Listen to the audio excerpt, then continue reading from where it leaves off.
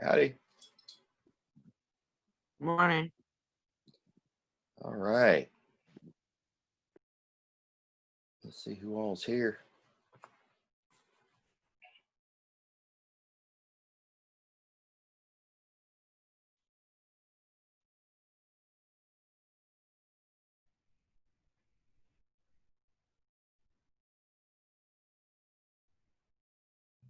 Okay. Sneak was here.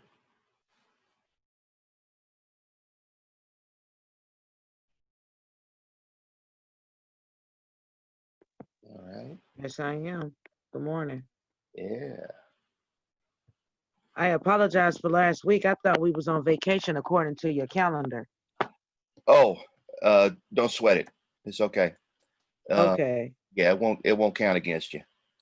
Okay. Let's see where we're at here. Da-da-da-da-da-da-da-da. All right. Mhm.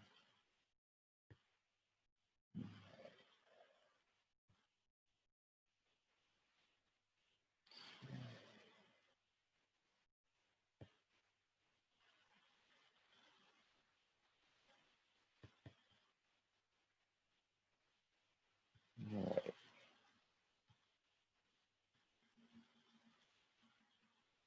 Okay. 9:17.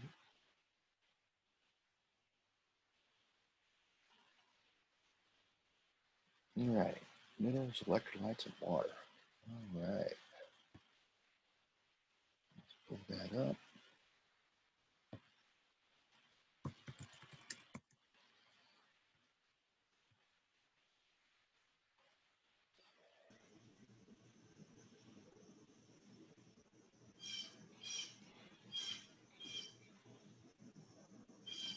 Good morning. Morning. Good to see you. All right. Kalia's here. Good. We need Renasha. Where's she at? All right. Mm-mm.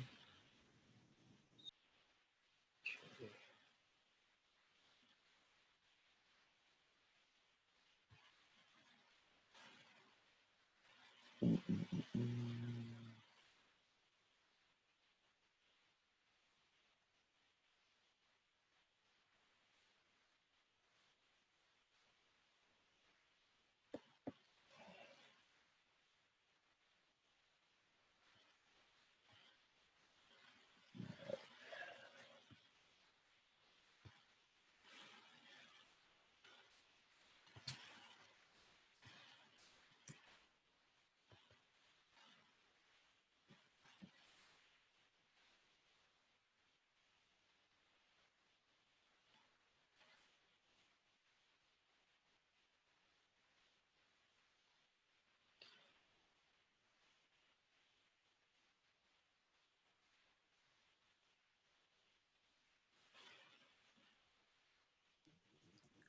So, Mr. Converse, I took my test already. Okay. When will you be grading them? I'll put the grades up today. Let's see here.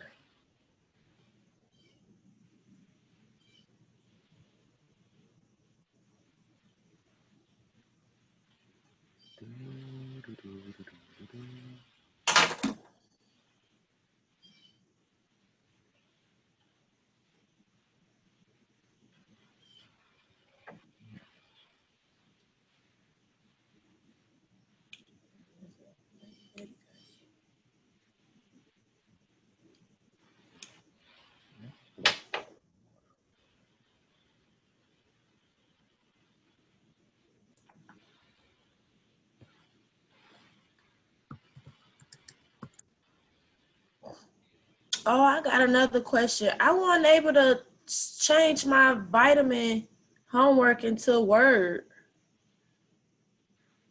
Like it won't let me enable editing. Oh, You should be able in Word to just duplicate the file and turn it into an editable file. But your file was PDF. Yeah. Oh, it was a PDF. If it was a PDF, all you have to do is open it in Acrobat Reader and then type the text in the form fields. So if you have Acrobat Reader, that's not a problem. If you don't, then I can send you a Word version of the homework. Let's see here. Yeah, I don't have that. Can you Okay. send it to me? Yeah, I can send it to you. It's easy to get Acrobat Reader. All you have to do is go to adobe.com, and it's just a free application that you download and install on your computer. Adobe Reader. And then you can open the PDF with it and then you fill it in. Yeah, so it doesn't cost anything. Okay, let's see here. All right. And I emailed you my disease project. I got that. I got that. Yeah, so you're in good shape there. Okay.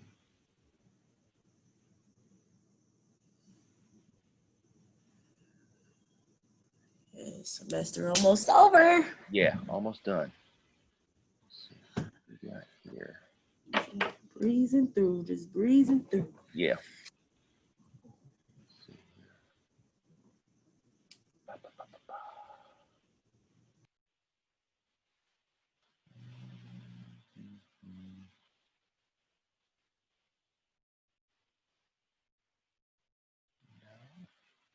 This is all right. Let's go back.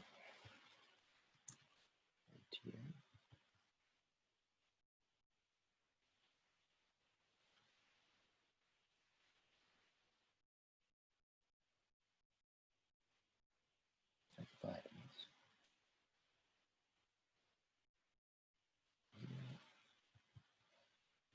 Let's go to contact. It's stuffed in there.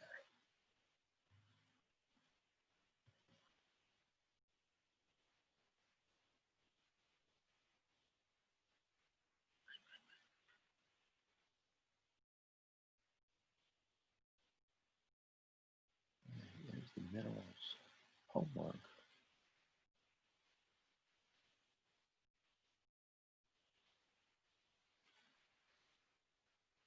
Let's do this. Let's go and see what's posted.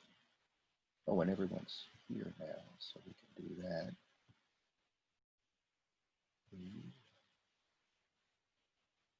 Save. All right. Now go to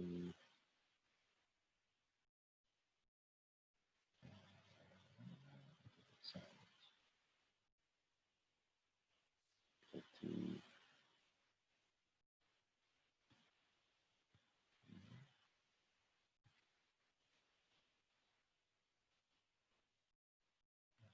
okay.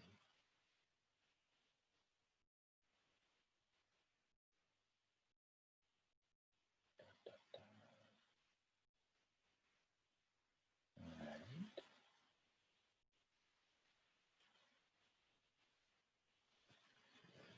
Go to posted materials documents. Here we go.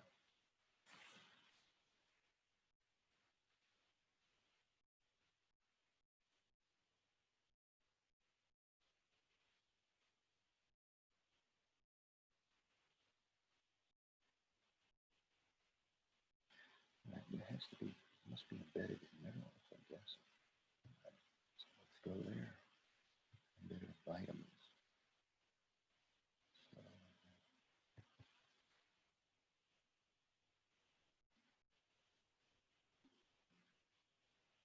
do that. Vitamins, vitamins. Yeah.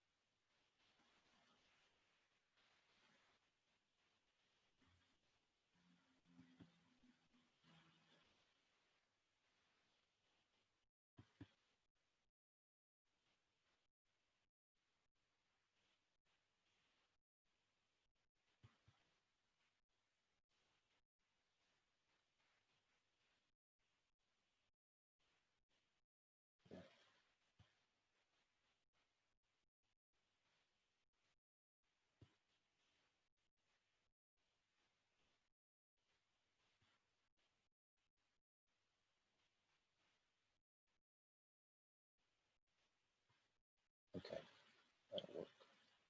Here.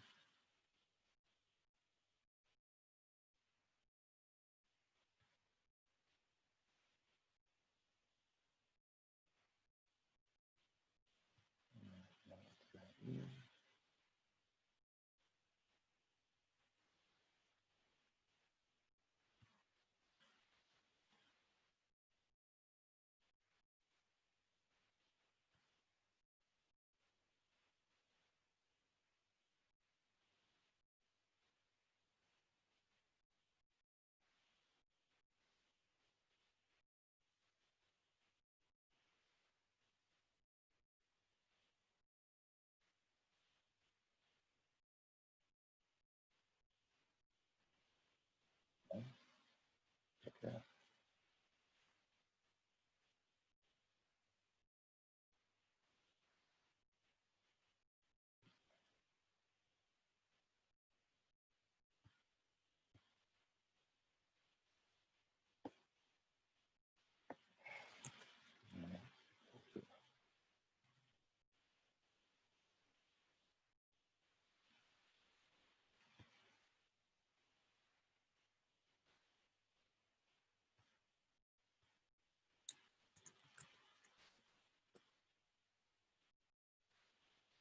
Yeah, move the bookshelf.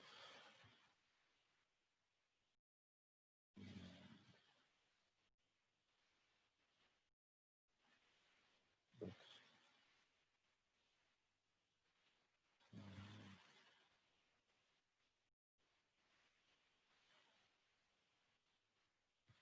There you go.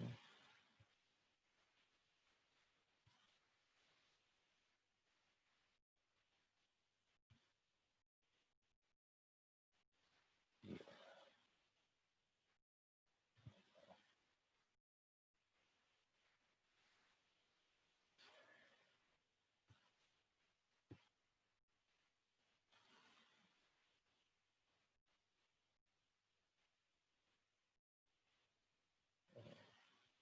Yeah, let's see more about that.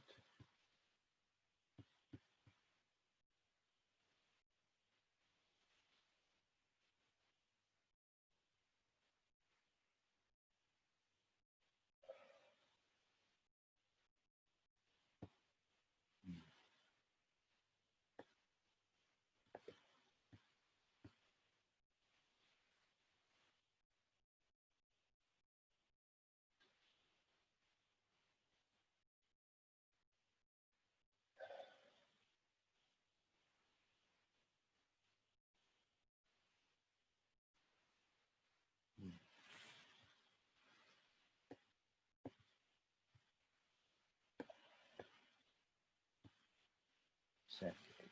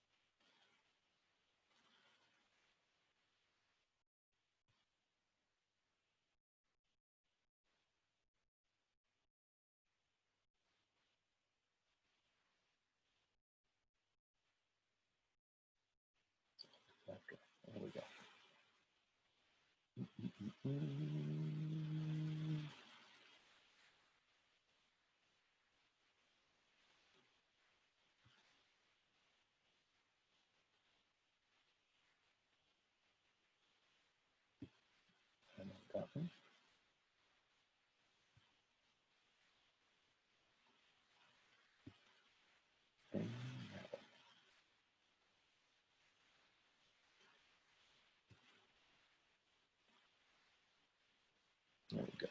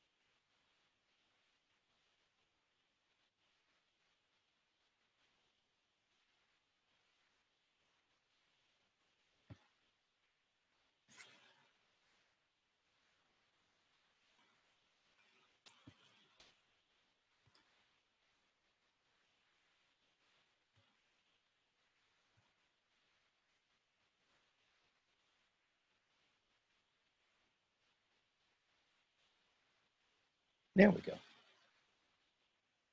All right. Okay.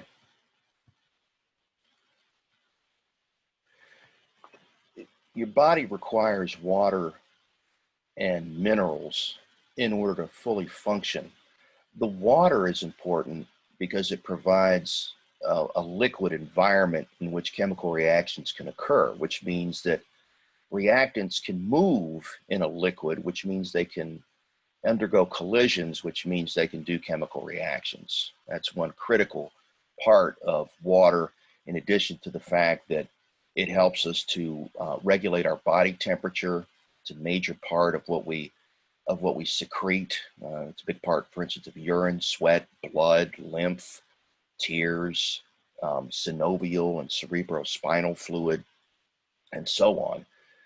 In addition, water participates in and is a product of chemical reactions. Water is used in hydrolysis reactions and in dehydration synthesis reactions. And water is also a polar solvent, which means it dissolves lots of stuff. Okay.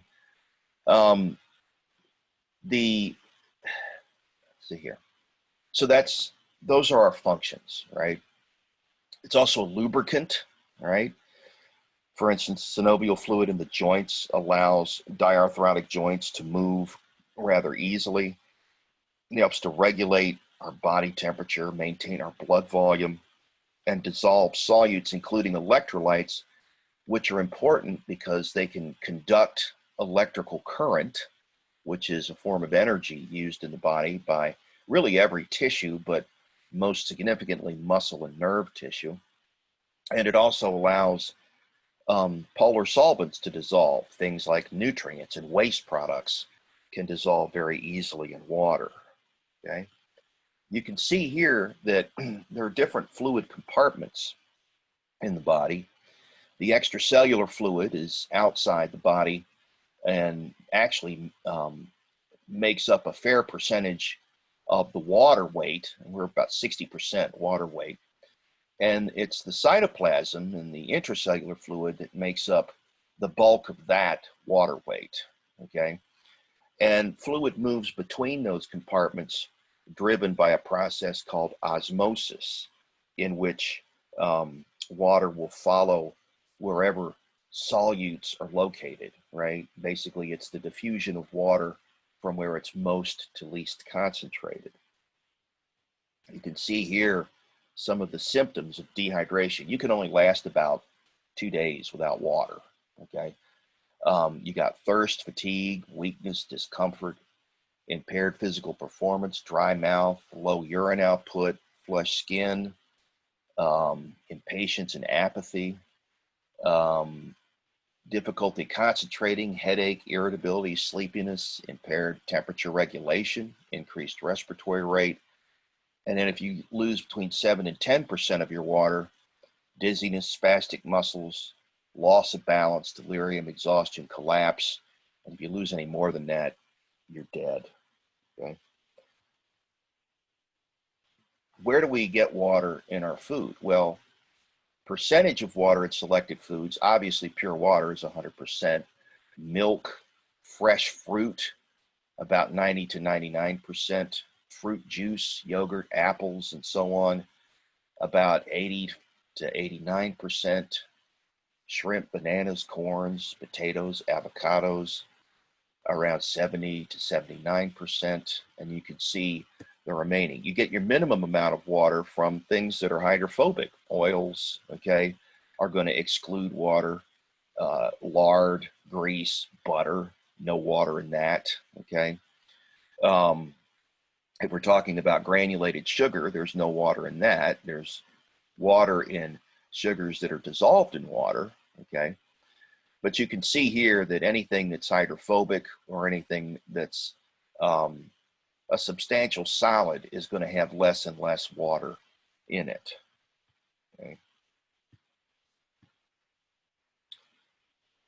You can see the amount of water that we get from different sources, right? About 1/2 to 1.5 liters comes from what we drink. Food, between 700 mil and a liter.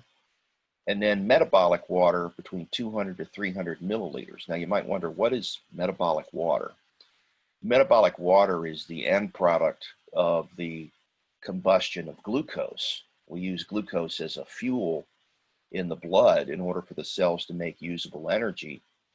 And the net equation for the stripping of energy out of glucose completely is C6H12O6 plus 6 oxygens, okay, is going to give us 6 carbon dioxides and 6 waters.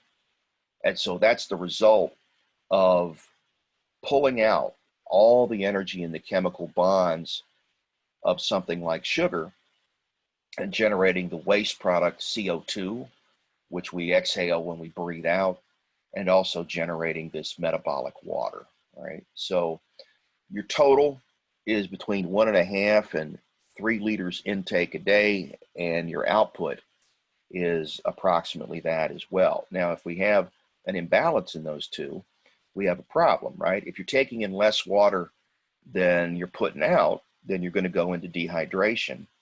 And if you're taking in more water than you're putting out, you're going to go into hypotonic hydration. Now, why is that a dangerous thing? Well, if you dehydrate, we already saw what some of the symptoms are, right? Dizziness, convulsions, confusion, muscle spasticity, problems with nerve function, and eventually death. And that's because, number one, you need the water for chemical reactions to happen. But number two, as you lose water, you upset your electrolyte balance. Okay, remember that living cells have a charge at their membrane, like a charged battery that they use to do work. And when you upset that charge by changing things like the water content, then you can't harness that energy to do work, and the cell is going to die. Okay, so in the case of hypotonic hydration, where you're taking in more water than you're putting out, the danger is that the water can enter your cells and tissues faster than it leaves and can cause them to swell up and rupture. Okay, if that happens, then you're going to die. In fact, there's a terrible story about a contest held by a radio station a while back, and they were featuring a Nintendo Wii, so that can tell you about how long ago this was. And the contest was if you can drink, I think it was 5 liters of water in under a minute, then you win the Nintendo Wii. Well, some woman managed to do that, and then shortly after, she fell over dead.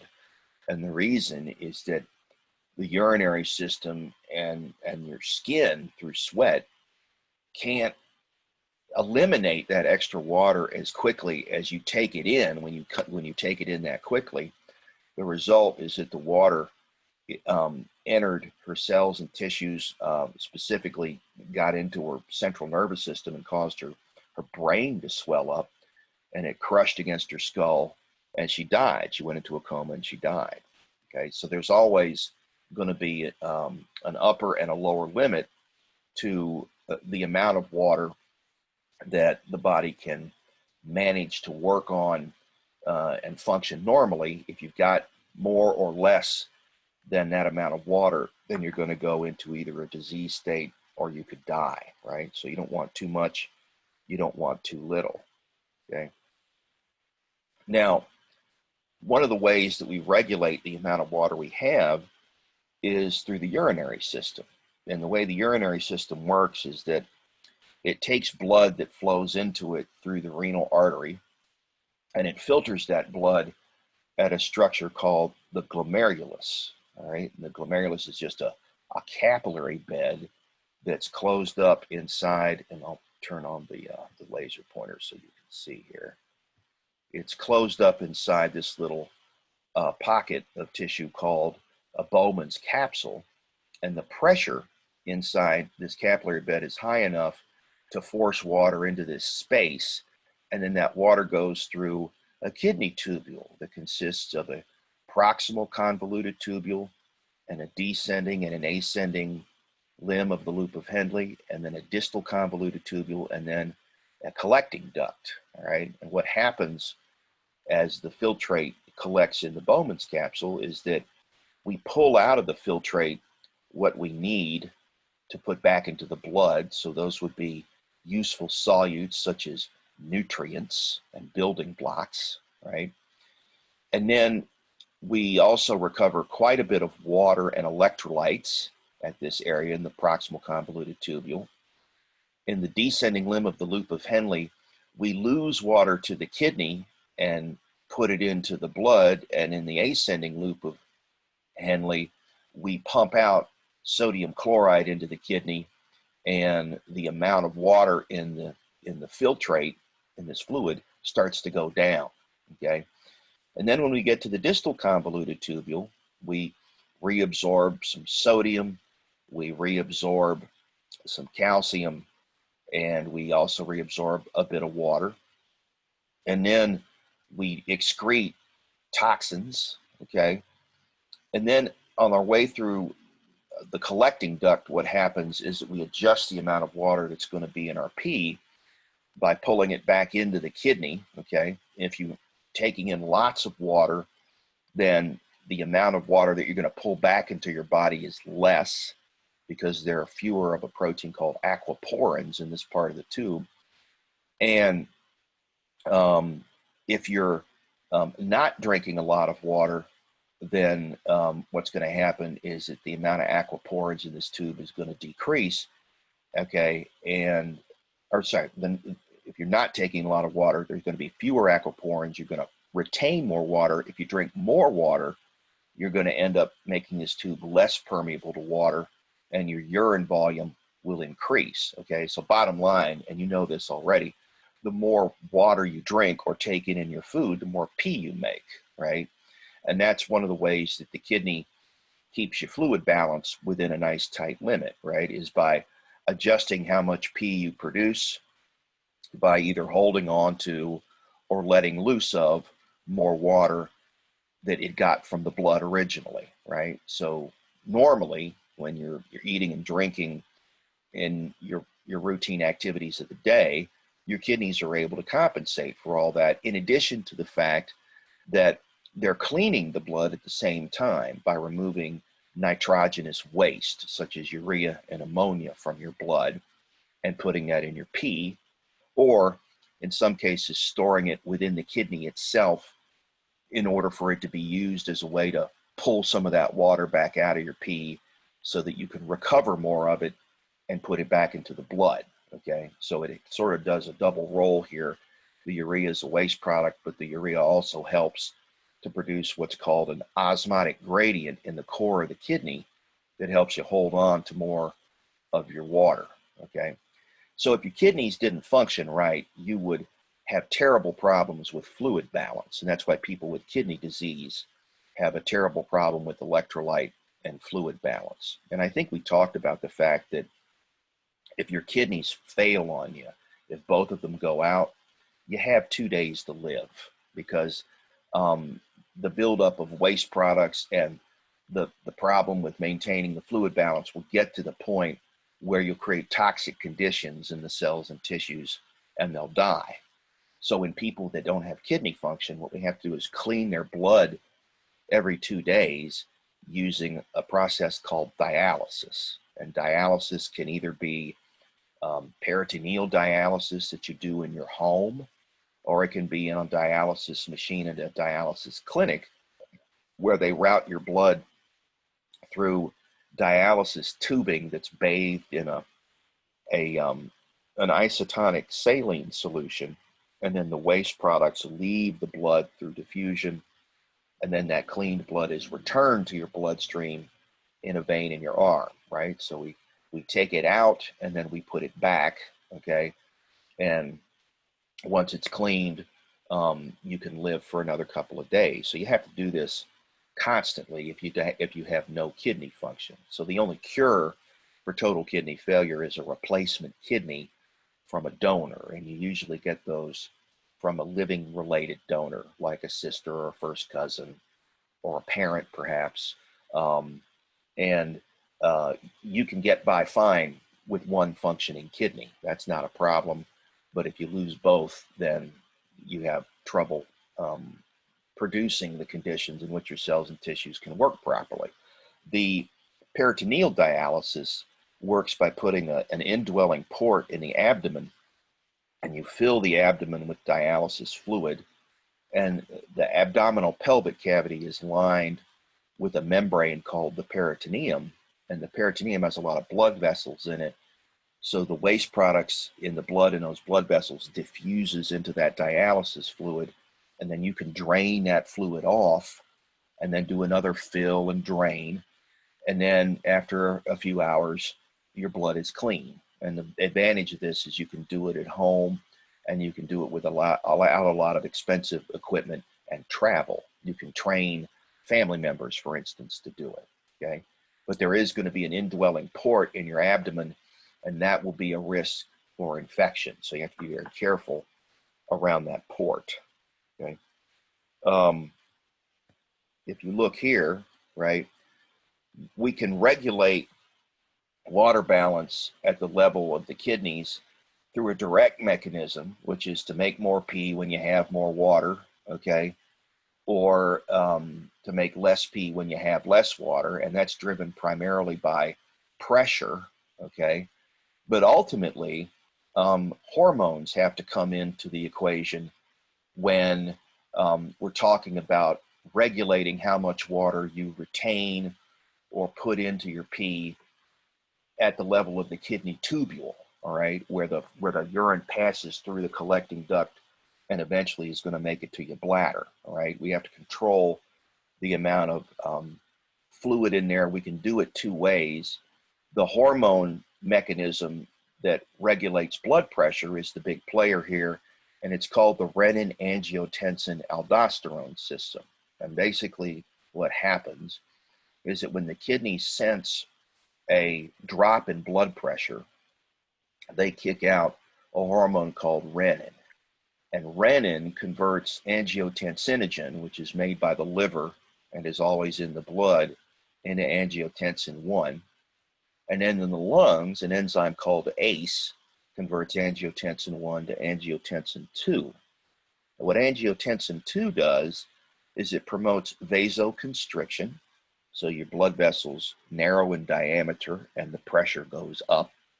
It also promotes thirst, and it also promotes the production of antidiuretic hormone and aldosterone. Now, what antidiuretic hormone does is it causes you to retain more water because it makes the collecting duct more permeable to water. So it allows you to pull the water back into your system. And what the aldosterone does is it causes you to retain more sodium. And when you do that, water follows the extra sodium back into the blood. All right, so both of these are going to increase your blood volume and increase your blood pressure, and that's going to help regulate your fluid balance. This is why when people have hypertension, one of the things we do is give them a class of drugs that are called ACE inhibitors. ACE inhibitors act up here, okay? Let's write that in so that it's visible. Do it with a pen, okay? So we'll put ACE here.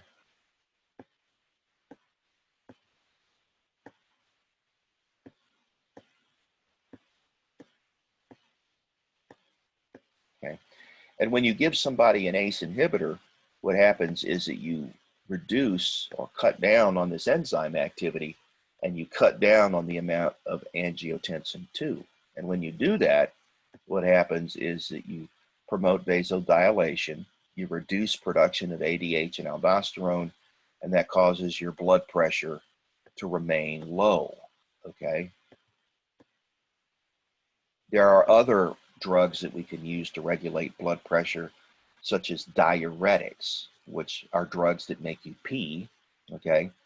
And that's another way to reduce your blood pressure is by reducing your total fluid volume, okay? And the reason that you don't want to be hypertensive is because if your blood pressure is high all the time, you run an increased risk of stroke or heart attack as a result of the pressure rupturing the capillaries that feed those organs.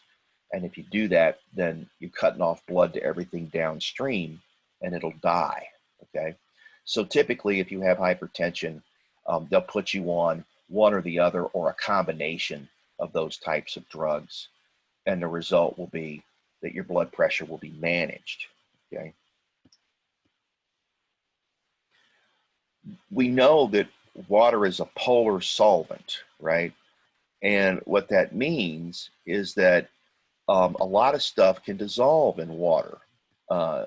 Things that are polar or charged dissolve easily in water because water being a polar molecule, it has a negative and a positive end to it, which means that if you're an ion, such as a cation has a positive charge or an anion with a negative charge, the water can get in between the attraction between these two oppositely charged particles and allow them to float freely in the solution, and they will dissolve.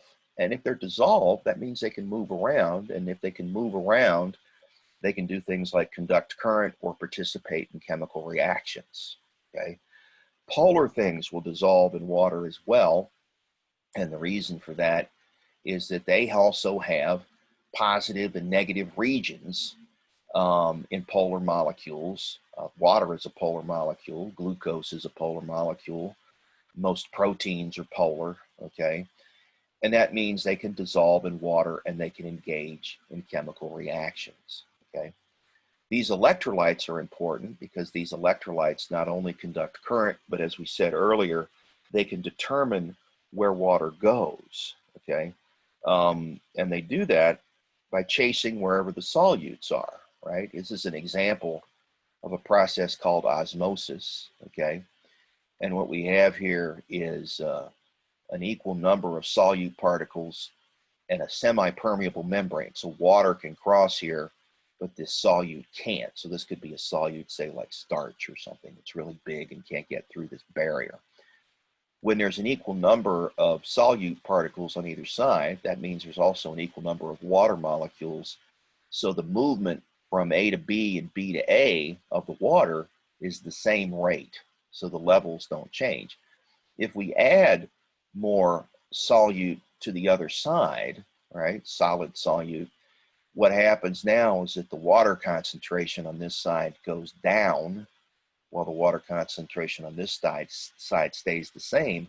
So what happens is the water will move across the barrier from A to B, and the fluid level will go up, and the result is going to be an equal concentration of water and solutes on both sides of the membrane. So the water will move from A to B until we get to the point where the physical pressure of the fluid is enough to counterbalance that movement. We call that hydrostatic pressure.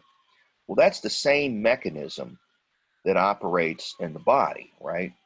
What the body is able to do is to send primarily sodium cations wherever it needs them to go, and the water will follow the sodium wherever it happens to be in the greatest amount, right? And the result ultimately is to try and get what we call an isotonic situation around the cells so that they don't shrivel up or rupture, okay? Let me show you what happens, for instance, when we have a problem with the wrong water concentration. So let me pop out of here for just a second. Yes, keep them. And let me show you a little bit about hemolysis, which is the rupturing of red blood cells. Okay. Yeah, here we go.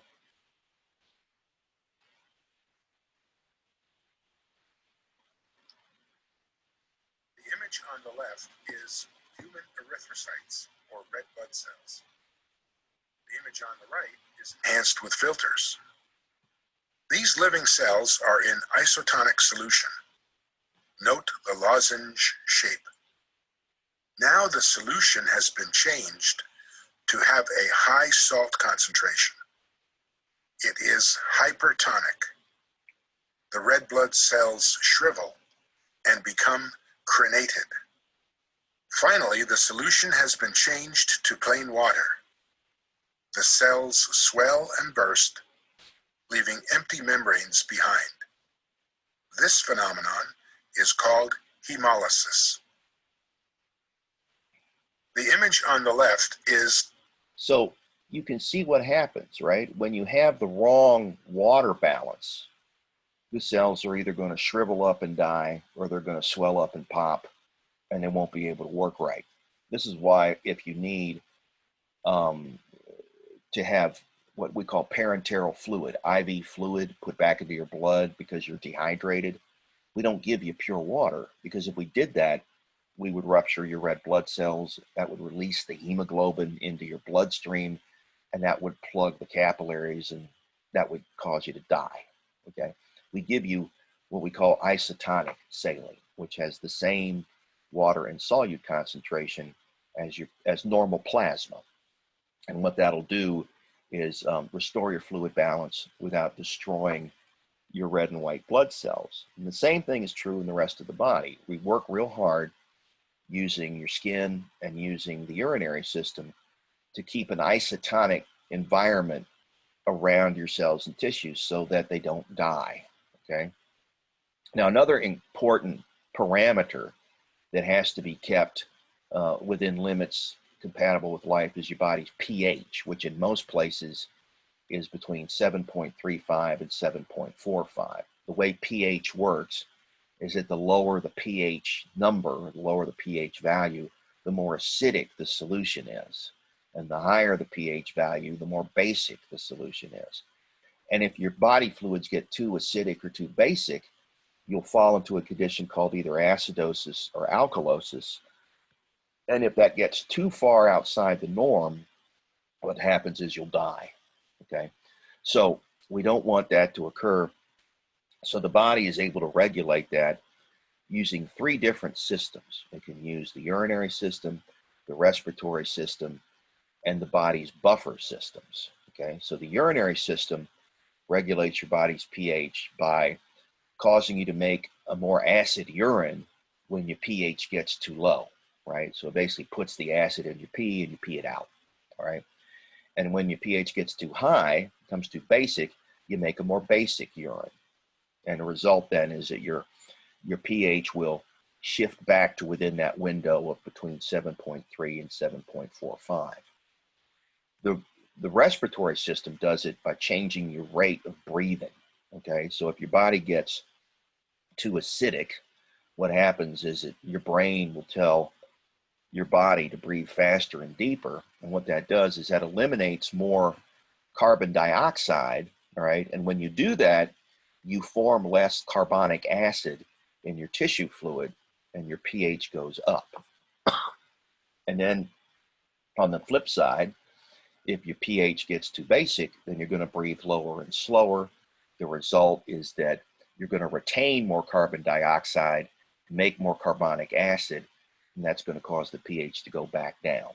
Okay, so those two systems are working together.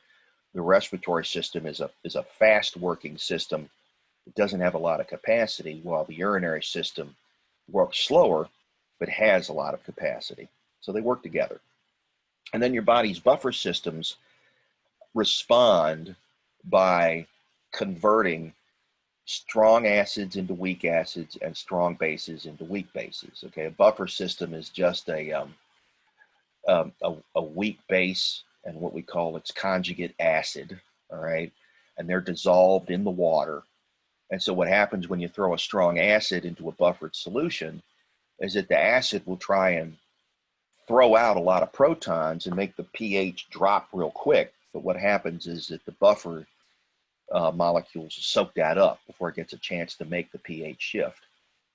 On the flip side, if a strong base goes in there, what'll happen is that it'll, instead of pulling protons out of the water and causing the pH to rise real fast, it'll pull protons off of the weak acid, okay?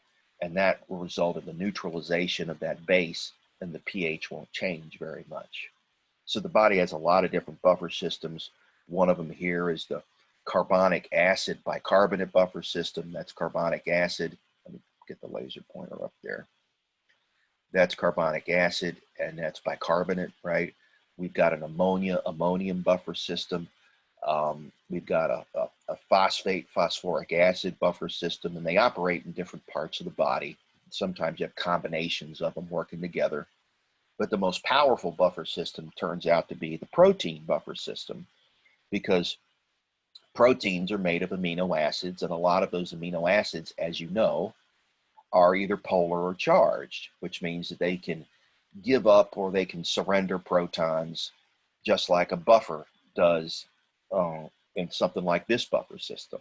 And so working together, the protein buffer systems and all these other buffer systems, as well as your urinary and your respiratory system, keep your pH within a nice tight limit between 7.3 and 7.45. And that turns out to be the pH at which the tools of life, proteins, function the best in most parts of the body. There's only a few areas in the body where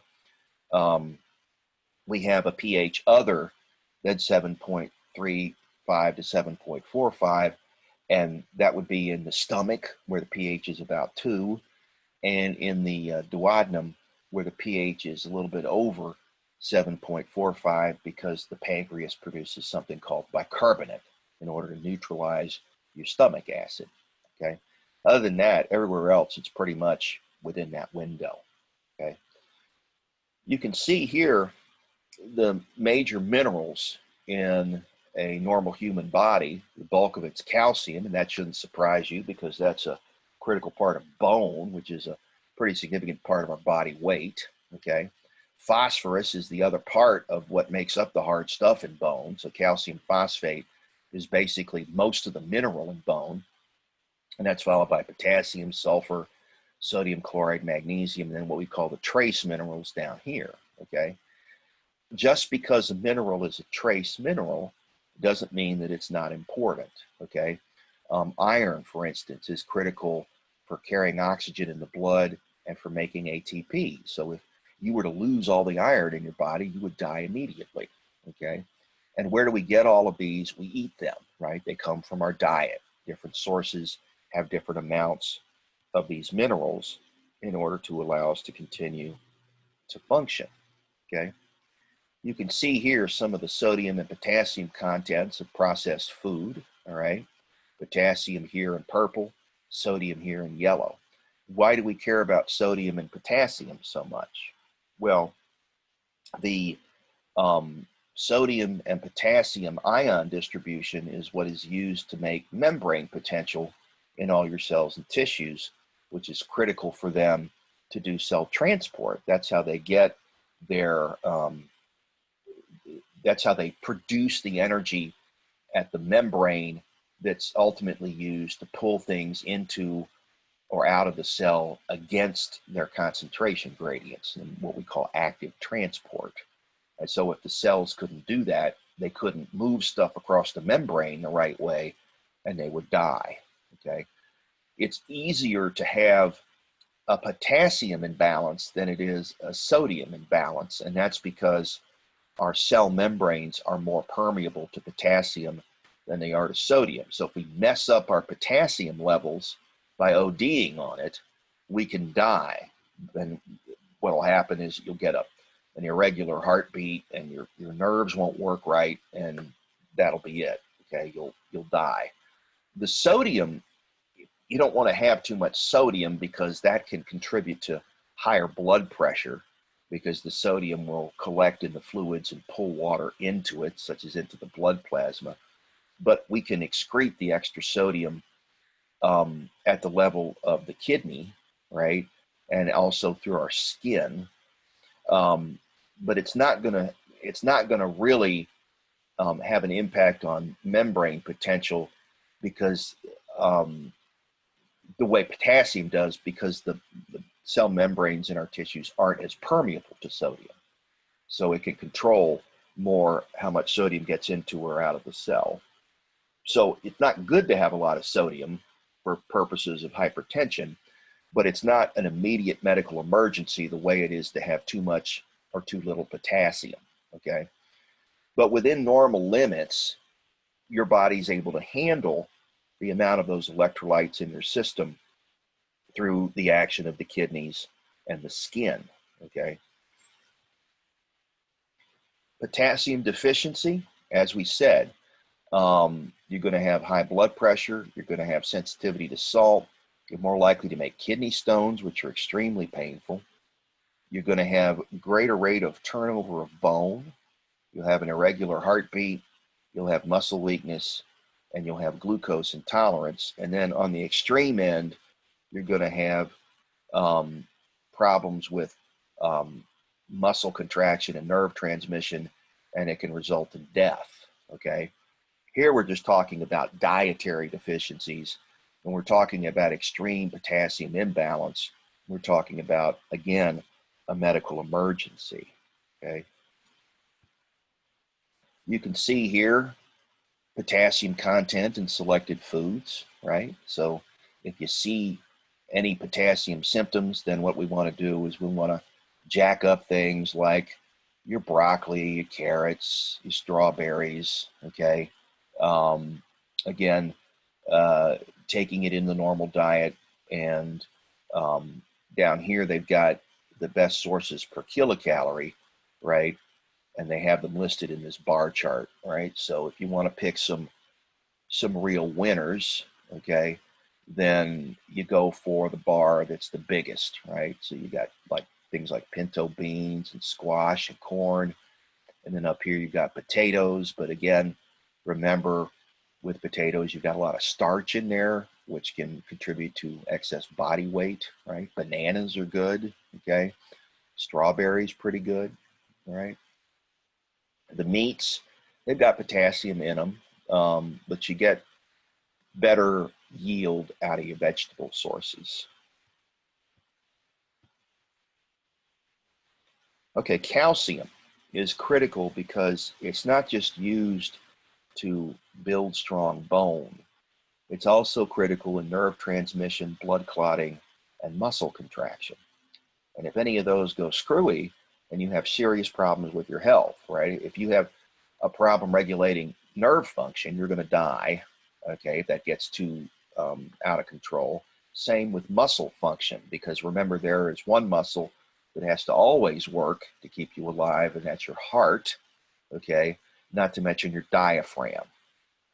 So keeping the muscle functioning is important, because muscle tissue gets its calcium ultimately from the digestive system, right? It goes from your digestive tract into your blood, and then from your blood, it can be stored in your bone for a time, and then it can be released from your bone and then used to satisfy the needs of the rest of the tissues. And that's how your skeletal system acts as a mineral storehouse, okay?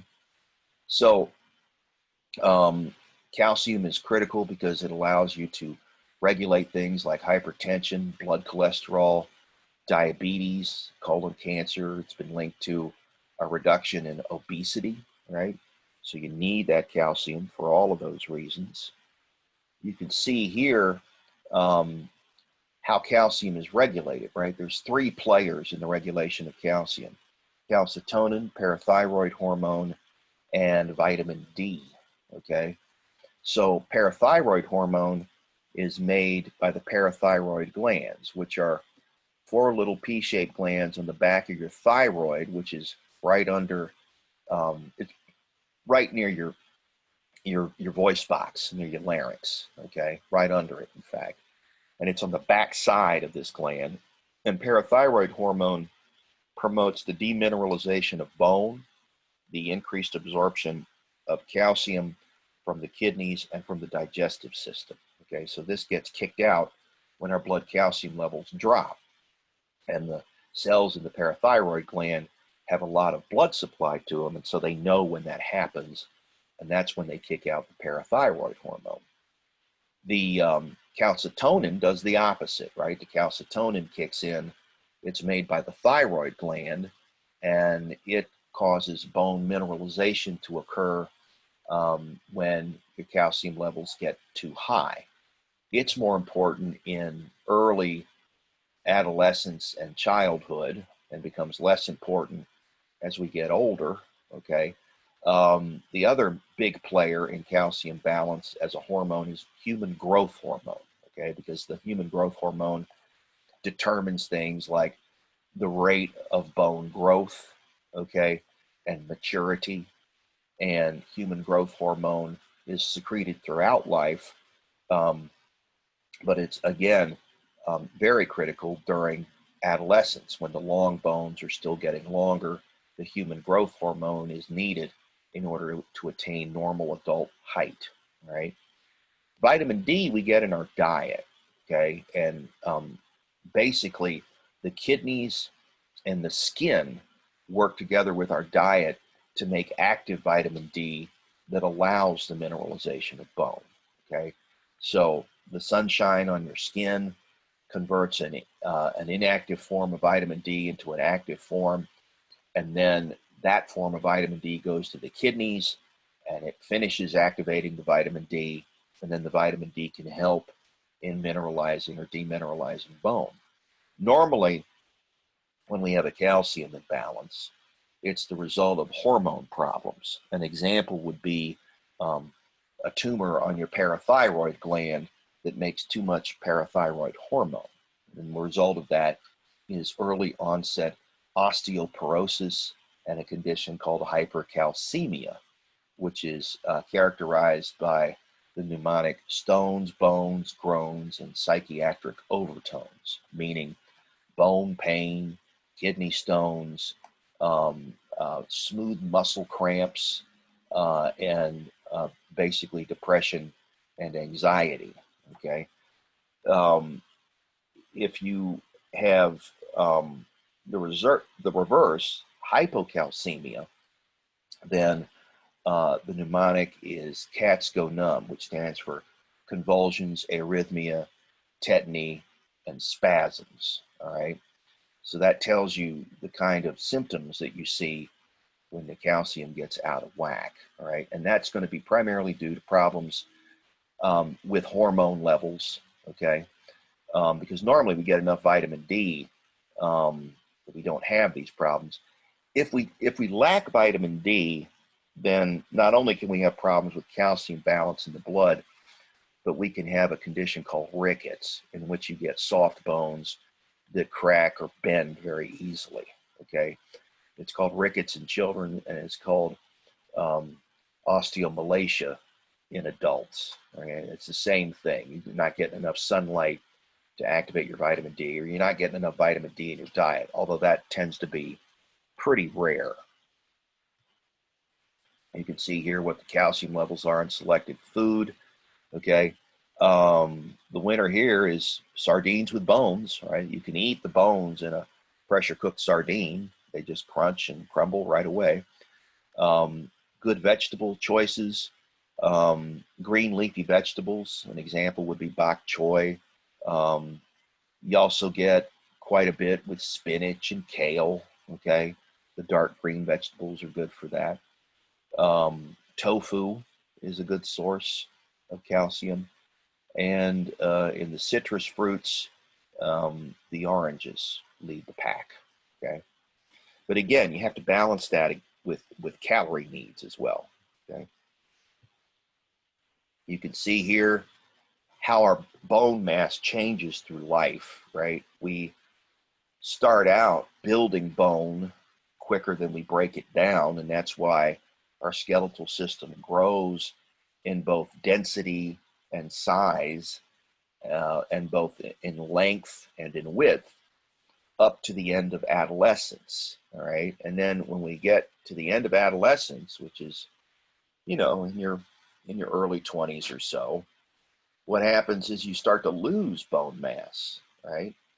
And you actually start to get shorter and your bones get softer. So why is this happening? Well, that's because the cells that build bone, which are called osteoblasts, die at a more rapid rate than the cells that dissolve bone do, and they're called osteoclasts. So what happens is you start to lose bone density and you become more likely to have fracture and damage that takes a long time to heal the older you get. And that's just because your cells and tissues are dying more quickly than they are being replaced. And that's in every system in your body. Now, I know this looks depressing because I think a lot of us are in this zone. I'm right about here, right? How can you slow this down? And the answer is exercise, right? If you do weight-bearing exercise, this decline in bone mass is much slower because when bone has force exerted on it, the bone building cells become more active, and the result is that your bone density declines at a slower rate. Okay, and so that's why we recommend for people out here at least half an hour of weight-bearing exercise every day so that you don't end up fracturing those bones and having injuries that can impact your quality of life, right? That's one of the reasons that if you're working in an area of medicine called geriatric medicine, maybe you're working in an old folks home, they used to call them. A fall is a very dangerous thing because you're not likely to just get a bump or a bruise. You could very easily fracture a hip or break a leg, not because of the tremendous force, but because the bones are so soft and easy to crack. Okay, so that weight-bearing exercise is critical. Phosphorus in selected foods is going to track mostly calcium in selected foods, with some exceptions. Seeds and nuts, good sources of phosphorus. Liver, an excellent source of phosphorus. I know a lot of people don't like liver. I happen to be a liver fan, but it's an acquired taste. And then yogurt, tons of phosphorus, lots of calcium in yogurt too, and protein, right? Yogurt is a great food. Again, you want to watch the calorie content in what you recommend, okay? Magnesium is a trace element, all right? And magnesium is important in the production of ATP, which is the usable energy in the body. Big sources of magnesium, fish, all right? Nuts and seeds and vegetables. The big winner here is artichoke, right? So you can get the good stuff all the way down at the bottom, okay? All right. So osteoporosis, all right, is a condition in which the bones soften prematurely. All right. The danger here is that you're going to run into easier likelihood of fracture and slower healing. All right. Let's take a look at osteoporosis.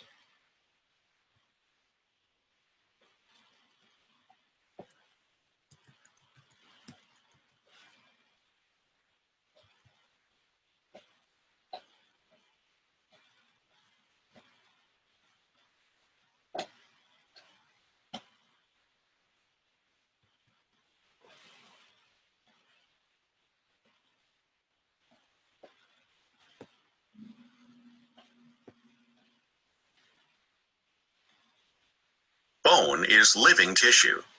Bone building is far from complete when a baby is born. During growth, from infancy to adulthood, bone is increased in size, strength, and hardness. Also, in different parts of the body, bones grow at different rates. Bone growth is partly in response to stresses that are put on the bone by weight-bearing motion.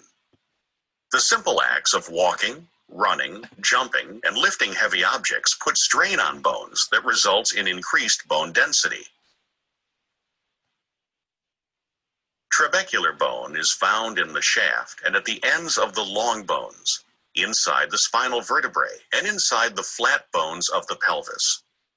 In the ends, trabecular bone completely fills the cavity, and its structure transmits stress forces to the shaft. Trabecular bone forms an internal scaffolding network for bone. The trusses and arches found within the trabecular bone provide for the great strength of bone and yet surprising lightness. The arches and trusses inside trabecular bone provide a sponge-like appearance in the bone and also create the opportunity for blood vessels to penetrate the bone structure from the center core, marrow, of the long bone. Bone remodeling is such a thorough process that one's entire bone structure is replaced approximately every 10 years.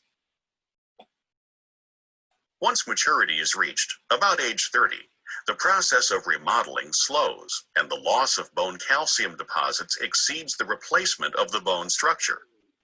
Beyond this point, it is no longer possible to substantially increase bone density.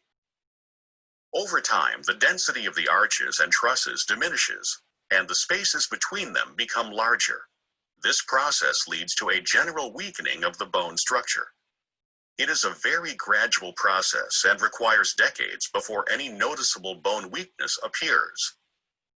Osteoporosis is the end result of the erosion of the arches and trusses. Osteoporotic bone has much larger spaces between the arches and trusses and is significantly weaker than normal bone. Therefore, it is more prone to fracture. This condition is responsible for many injuries related to falls in elderly people. Women are more susceptible to osteoporosis than men. This is probably related to hormonal influence on bone growth and calcification. Also, dietary intake of calcium and other nutrients, including protein, phosphorus, vitamin A, vitamin D, vitamin K, magnesium, zinc, and copper will influence bone density, in that deficiencies will cause decreases. Finally, genetics have an influence on bone density. Here is the progress of bone loss in a person who has taken some precautions related to osteoporosis onset. Note that as the aging process continues, the rate of erosion of the trabecular structure has slowed, and the end result at age 70 is bone that is stronger and denser than a bone with severe osteoporosis. Strategies for preventing osteoporosis are different for young women and older women. Young women should be sure to meet their needs for calcium, vitamin D, and other nutrients. Physical activity of a weight-bearing nature is also important to maintain bone mass.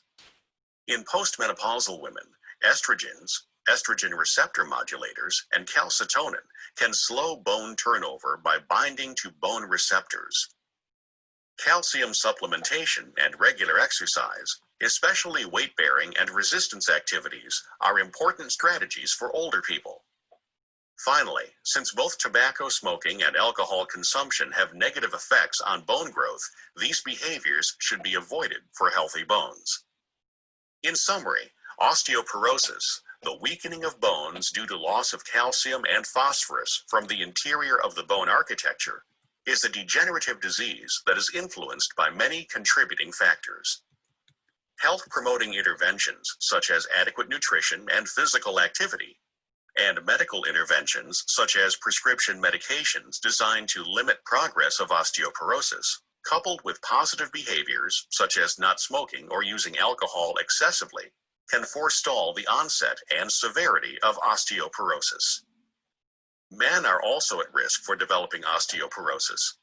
For men, similar prevention strategies apply.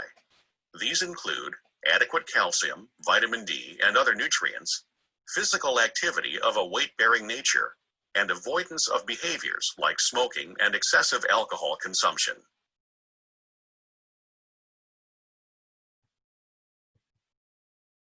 Bone is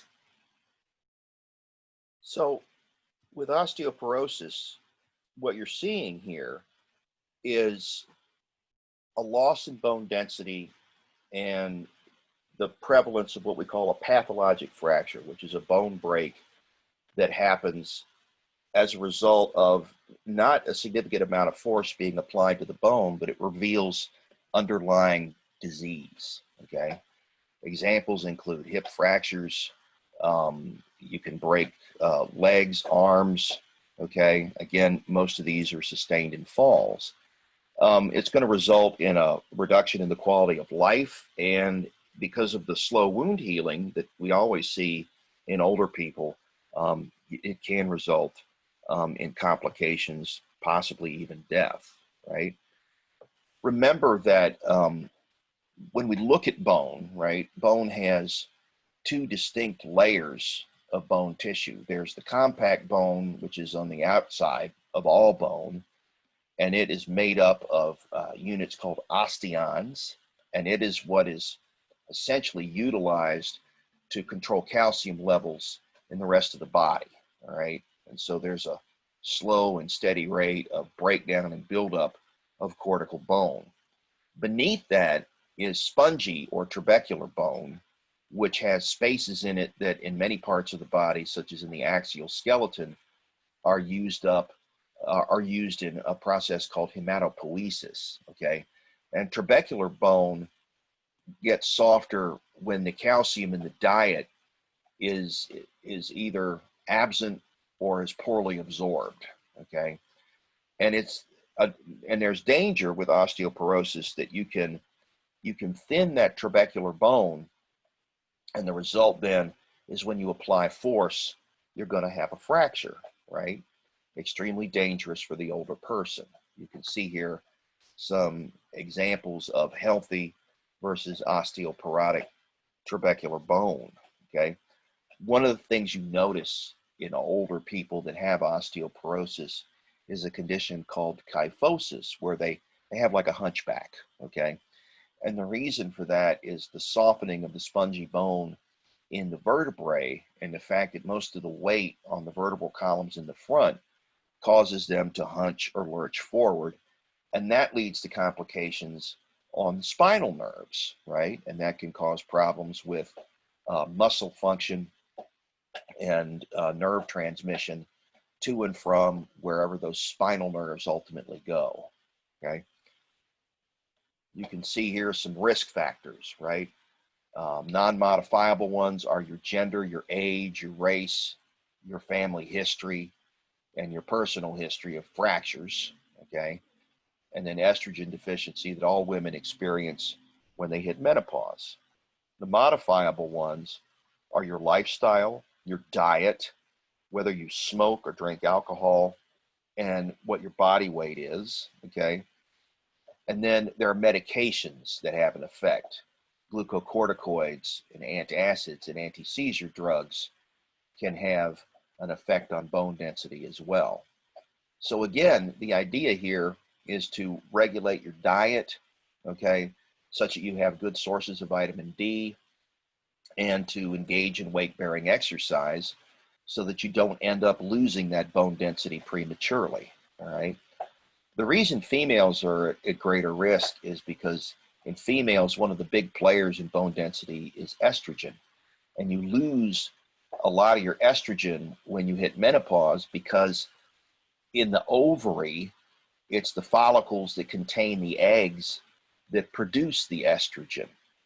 And when you get to the last follicle and the last egg, and ovulation takes place and that egg is gone and that follicle disappears, the estrogen source in your body shrinks dramatically, right? There's less estrogen generated from the ovary because the follicles are basically absent.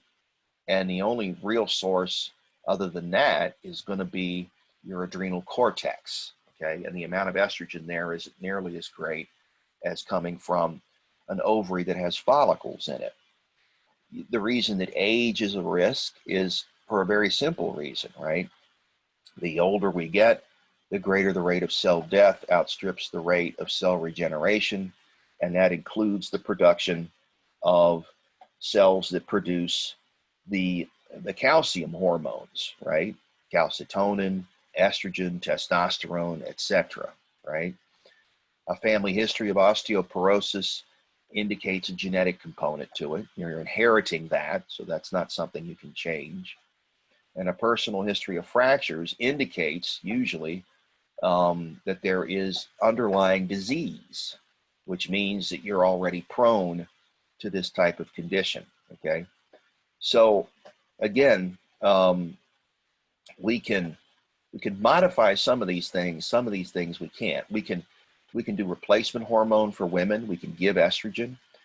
We can do the same for men. Testosterone is the major player for bone density in men, and we can replace those.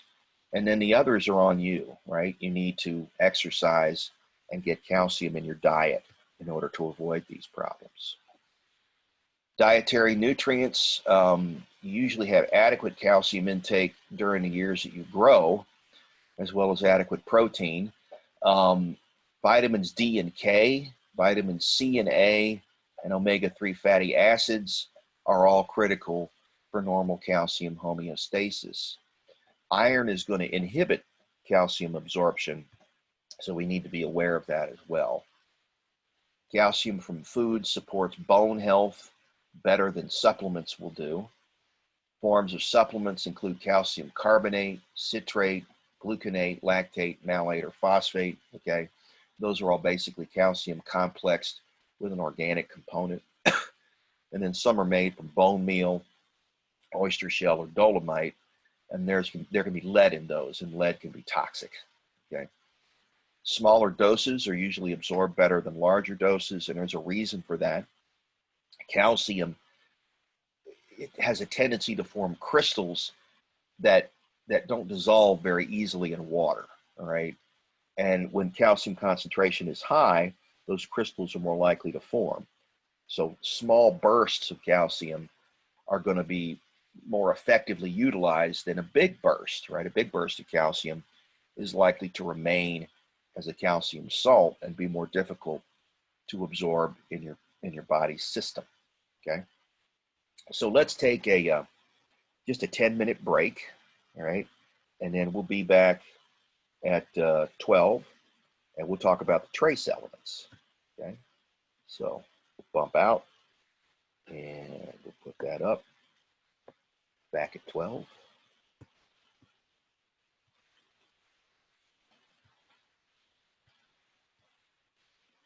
There we go.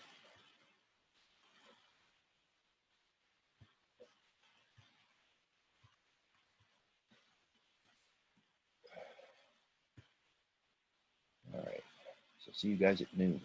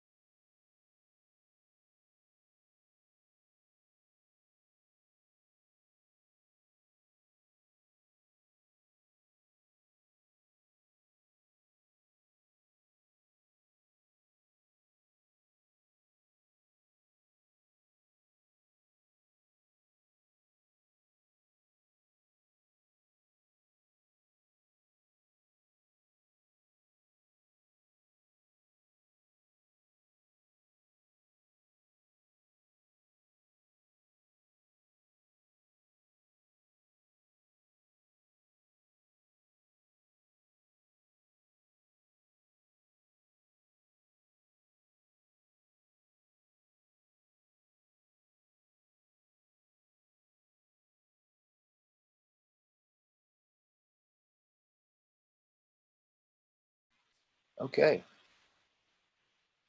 we're back. We want to talk about some of the lower abundance minerals now. A lot of these are involved in energy production, okay, and they're used as cofactors. Trace mineral contents in food are going to vary in plants according to soil and water composition and food processing. Deficiencies are going to hit everybody, but some are difficult to pick up. What you're looking at here is the RDA for different trace minerals, iron, zinc, iodine, and so on. Okay. Um, there is an upper and a lower limit for all of these. Okay. Um, Again, mostly with minerals, it's tough to get an upper limit as a result of eating too much, because any excess will end up in the urine and we won't end up um, having toxicity result from it. Usually when you have an excess of a particular mineral, it's often due to a problem with hormone levels. Okay. Deficiency can come either from a problem with absorption or with its presence in the diet. All right, so we need to be aware of that.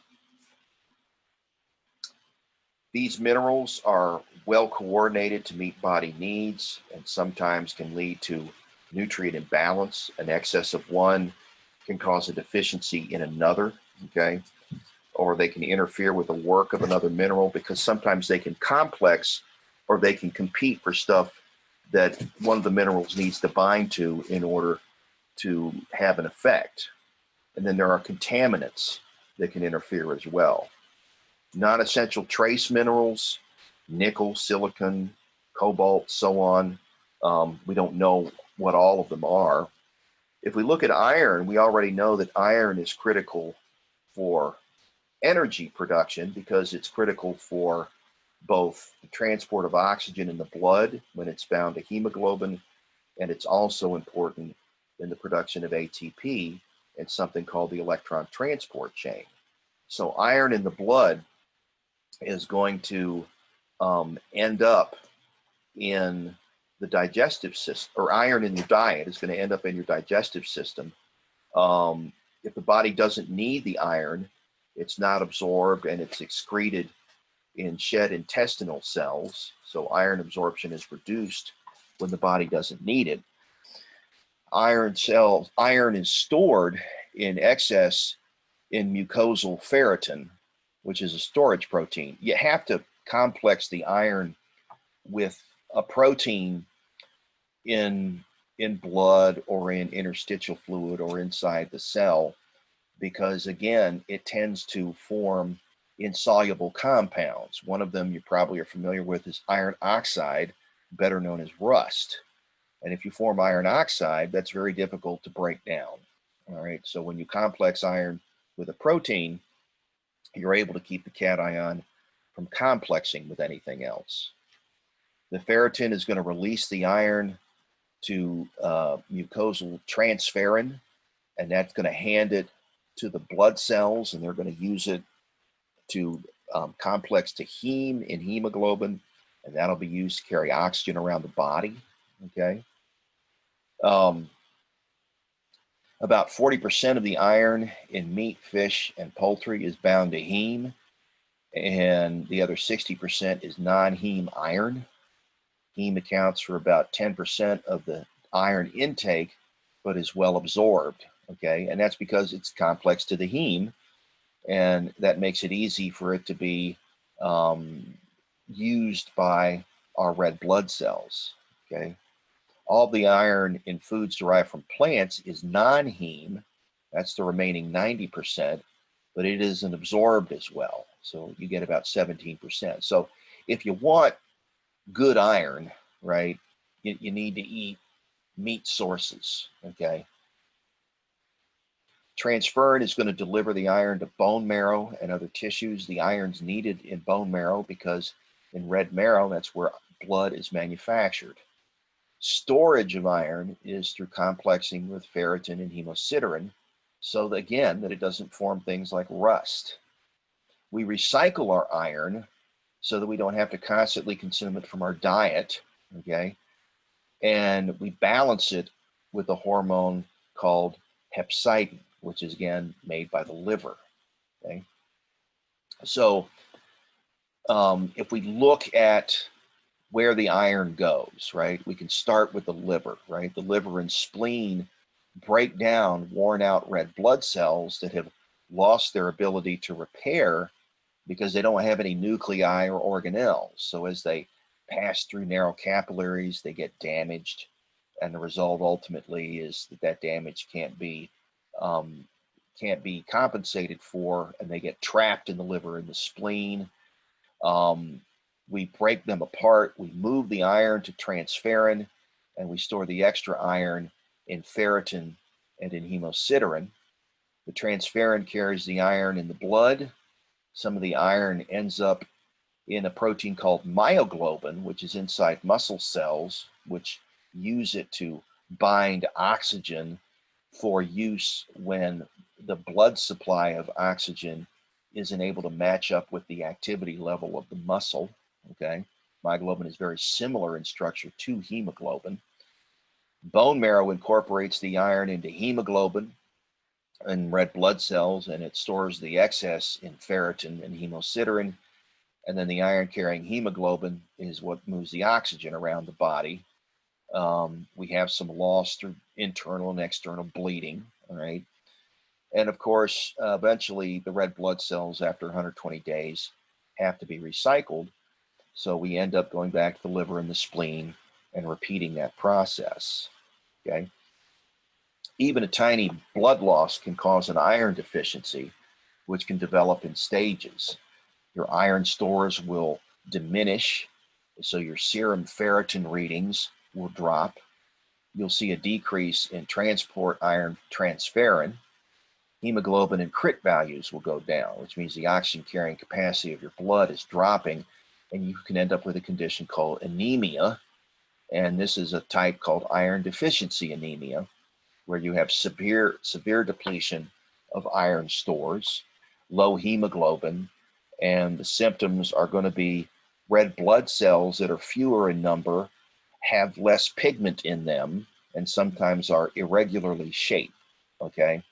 So without the iron, we're lacking the building blocks to put together the red blood cells, and so the oxygen carrying capacity of your blood goes down, which means that the energy production in your body is going to go down.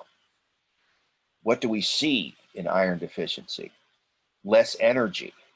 Neurotransmitter synthesis is going to be reduced, and that's going to reduce the work capacity and mental productivity. That's going to reduce your motivation, and you'll sometimes have craving and consumption for non-food substances. That's a condition known as pica, okay? Hereditary hemochromatosis is a common genetic disorder in the U.S. Hemosiderosis, also a common condition. Signs and symptoms, we see transferrin saturation and serum ferritin levels dropping. We see characteristics of the condition. Again, in hemochromatosis, what's happening here is that you basically have too much iron in your blood, okay? And so we look at hepcidin as a way to try and regulate this, okay? In fact, people with hemochromatosis traditionally are treated with bloodletting, right? Which was one of the early solutions to all health issues around the world. It was thought that bloodletting was the key to controlling your health. Well, here it actually is an appropriate treatment. We have to remove the excess iron so that we avoid iron toxicity, okay? Okay, chronic disease. Excess iron can produce free radicals, which are molecules that are missing some electrons, and so what they do is they steal electrons from chemical bonds and other molecules and cause them to break down. This can also promote cancer, and iron poisoning can result in symptoms of toxicity. Where do we get our iron? Well, meat and dairy are good sources, okay? Also legumes, also green leafy vegetables. We see it also in flour and grain, okay? And again, we want to make sure that we maximize our absorption, and that's one of the reasons a balanced diet is critical. So the big players here in terms of excellent sources, clams, beef liver, parsley are excellent sources of iron, okay? Others include lean ground beef, pinto beans, okay, tortilla flour, and oddly enough, potatoes, okay? Zinc, okay? Zinc is a major player because it promotes immune function, but it also is important as a prophylactic against viral infection, okay? It interferes with the ability of viruses that cause colds and flu to do their work. That's why it can be used both as a supplement, but also as a topical in order to prevent things like colds and flu or shorten their duration. It supports a lot of protein function in the body. It stabilizes cell membrane and DNA structure, promotes immune function, promotes growth, promotes synthesis, storage, and release of insulin, promotes blood clotting, promotes thyroid function, and promotes behavior and learning performance. The rate of zinc absorption varies depending on the amount you consume. It can be between 10 and 40%. It can be used or retained in the intestine. We recycle in the small intestine zinc. There is recycling that happens between the digestive system and the pancreas. And there are also zinc losses that occur through the GI. Okay? So we take in our zinc in food. Mucosal cells in the intestine store excess zinc in a protein called metallothionein, which contains a lot of sulfur. Okay? Zinc that's not absorbed and is excreted is shed in intestinal cells. So zinc absorption is reduced when the body doesn't need it. Okay?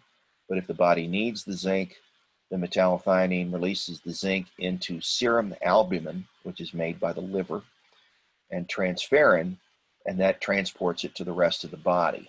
The pancreas uses zinc to make digestive enzymes, which are then secreted into the intestine, right? And then the cycle continues, okay? In the blood, albumin and transferrin move zinc around. Deficiencies are found in the developing world. Middle Eastern diets inhibit zinc absorption. Effects include growth retardation, reduced immune function, and central nervous system damage. And again, you have to complex zinc to move it around the body for the same reason you have to do it with calcium. It tends to form complexes that are difficult to break down. Okay? Zinc toxicity, this would be too much zinc. It can interfere with copper metabolism. Sources of zinc include protein-rich foods like shellfish, meats, poultry, dairy. We supplement in developing countries, so there's adequate zinc. And it's been shown to shorten the duration of the common cold, which means it can help in the COVID battle, okay? You can see sources of zinc in selected foods. The winners down below: lean meat, oysters, and crab, right? Crab, lobster, crayfish, good sources of zinc. Iodine is readily absorbed in the body because iodine is nonpolar, all right? Iodine is normally found as a molecule, I2, and can easily move through membranes and through blood and anywhere it wants to go.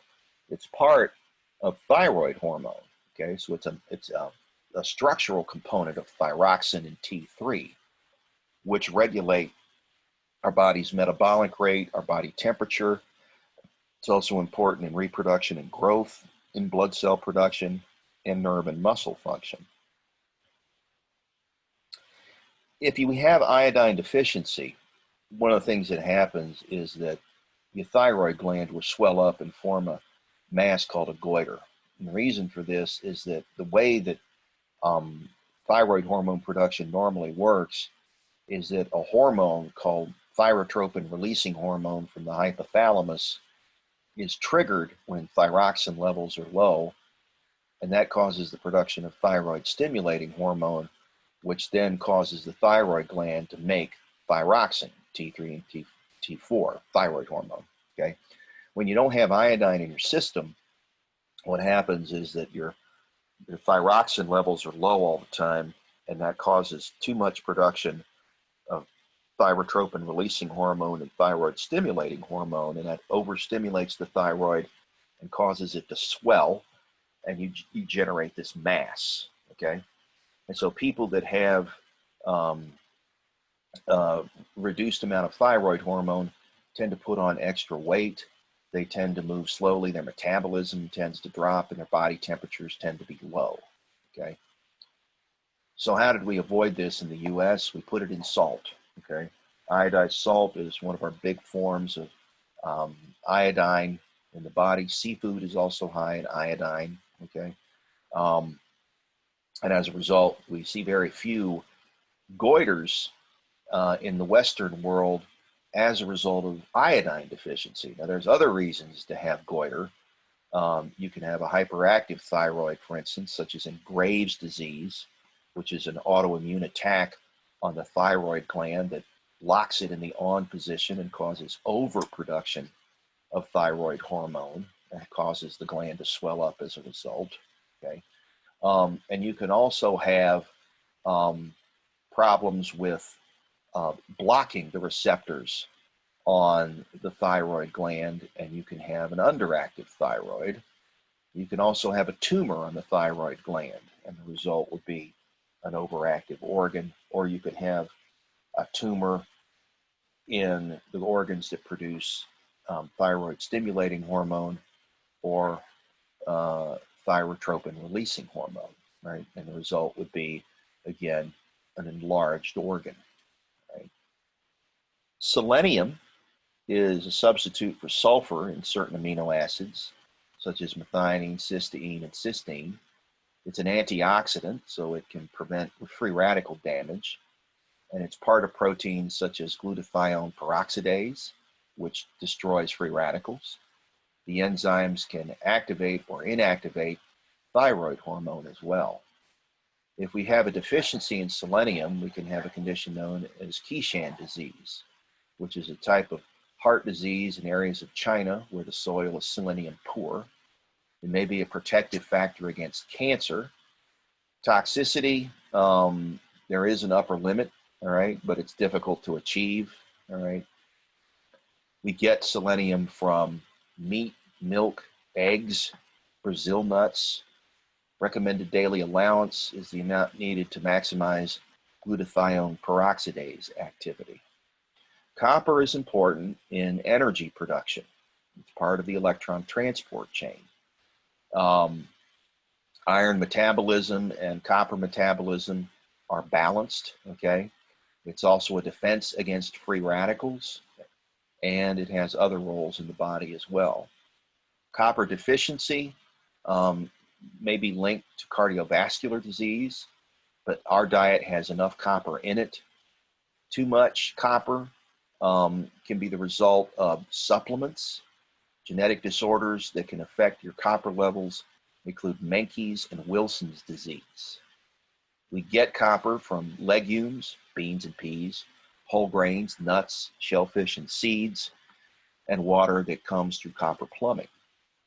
Manganese is found in bones and in metabolically active organs and serves as a cofactor that aids metabolism.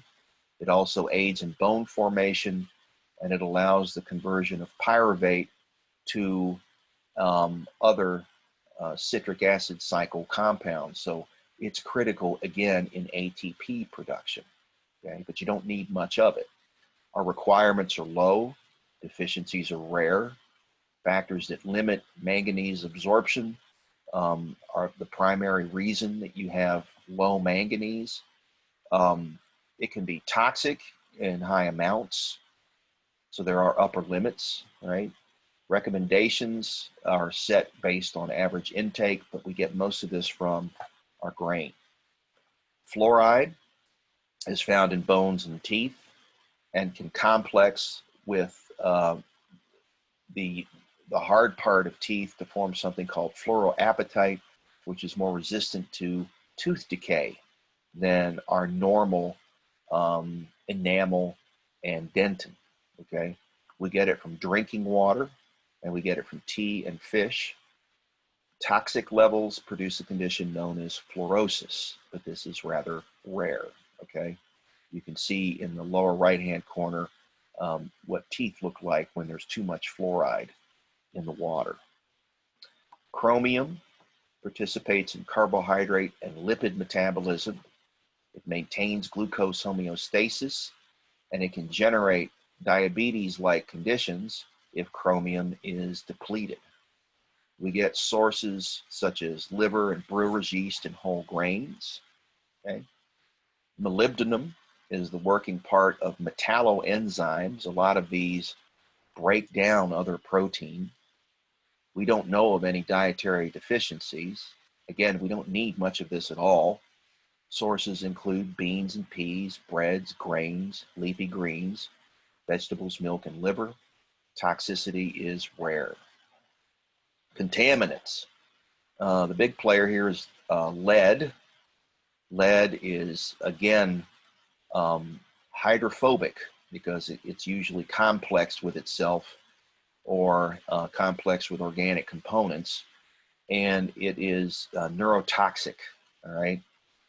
It can also displace nutrients from metabolic sites, so it can cut down on energy production. Mercury is also a neurotoxin and is also hydrophobic and can leach through the skin and get into the blood and into the brain and affect nerve function. And then cadmium is another heavy metal that's nonpolar and can go right through any body compartment and ultimately get into the nervous system. So we have to understand that these nutrients work together, and their interactions are going to impact the absorption and the utilization of other nutrients, right? If you take too much or too little of one, it can impact the absorption and utilization of another nutrient. Phytochemicals are primarily antioxidants, and you get these from your foods that have deep colors to them, like your purple and red and orange foods, as well as your deep green foods. They can protect against free radical damage. They can protect against DNA damage. Soybeans are a source of phytoestrogens, okay, which can be used as a supplement to hormone replacement therapy and the diet of postmenopausal women. Tomatoes contain lycopene, right? Flavonoids are good for heart health. They include carotenoids, which are what give the orange color to carrots, and that basically is retinol or vitamin A. Plant sterols and lignans aid in against the defense of a variety of diseases. All foods that have a potentially beneficial effect on health are called functional foods, and these include foods that are whole, fortified, or modified. They have characteristics that are similar to drugs. Long-term consumption may be important for beneficial effect, but they are expensive, okay? So the foods that are rich in phytochemicals are listed here, right? You can see them broken down by their colors, right? And then listed, and then what the sources or what the actual phytochemical components are, right? Anthocyanins and lycopene in your red vegetables and fruits, allyl sulfides and allicin in your white brown. Orange yellow is going to have your beta carotene and your limonene. Blue purple, anthocyanins, ellagic acid, and phenolics. And beta carotene, lutein, and indoles coming from your green vegetables. Okay. Safety and effectiveness of these phytochemicals is a work in progress. We need controlled studies to understand what the appropriate doses are and whether or not they are effective.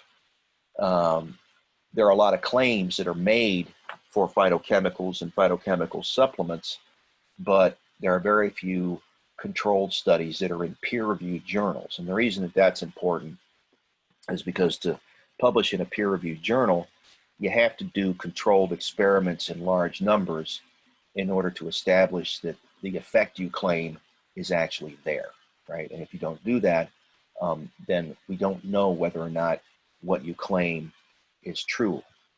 What I'm going to do for you guys is I'm going to send you the mineral homework, and I'm going to send you these mineral presentations in an email, and of course I'll send you the link to the lecture.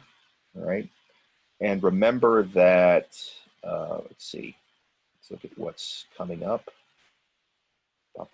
I will also put your grades in today.